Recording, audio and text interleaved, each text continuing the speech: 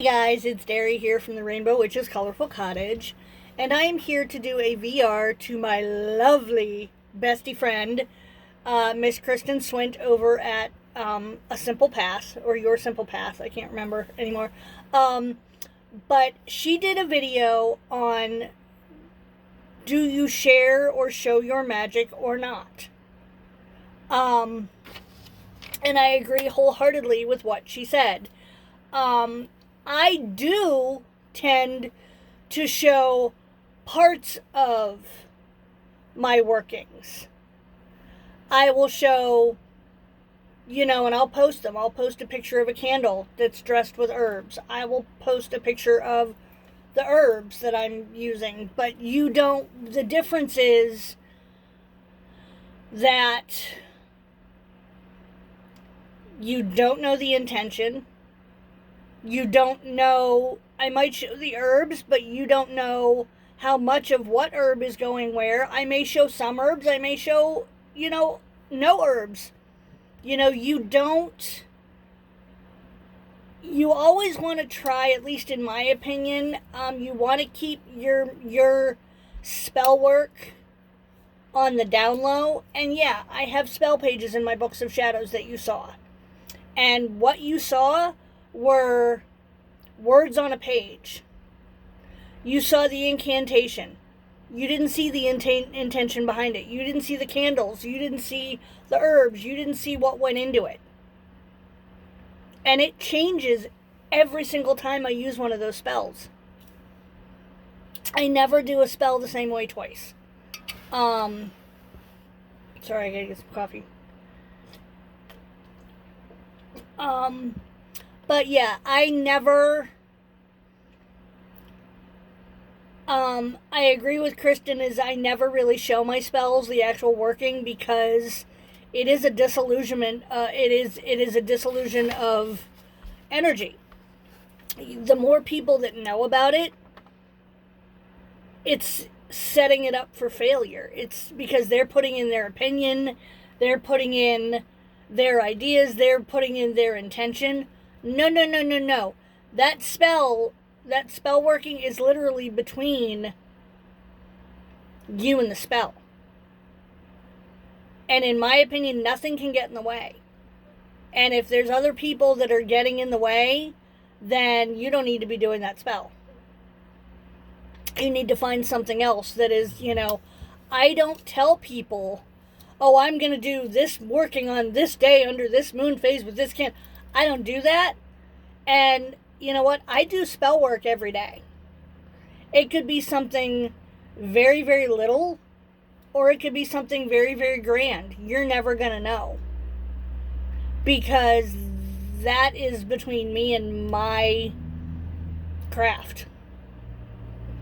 It is a disillusionment of energy. There's that whole thing of Kristin's analogy of the chicken soup. Too many chefs in the kitchen tends to bring the soup down, kind of thing. You know what I'm talking about?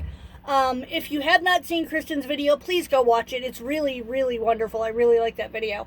And I love the analogies that she used. But yes, I agree wholeheartedly. It is, and it doesn't make you less of a witch if you don't show it. I show bits and pieces because to me personally it's aesthetically pleasing. It may not be to you, and that's fine. You can keep scrolling, or you can keep whatever. I've learned over the years that you don't want to, because people from if people have malintent, they can use that malintent and send it to you and send it to your spell, or send it to the person that you're doing the spell for if you're doing it for another person, and that's not okay either. So you really do want to keep your spell work on the private. And another friend of mine years ago, and I've always used this analogy, is you don't want to share your magic because you don't know what the other person's packing. You don't know what someone else is packing. So if you're going to share your magic with someone, like a trusted confidant, I still wouldn't, because you don't know what they're packing. You don't know what their intent is. So, and Magick is literally, it's energy and it's intention. And you want to keep that as private as possible. If you really want it to work, you want to keep that as private as possible. So, but I hope that helped. I'm sorry this is so short. I am looking for ideas for videos of what you guys want to see. So if you guys have any ideas for videos, shoot them down below. Comment in the section. Let me know what something that you want to see.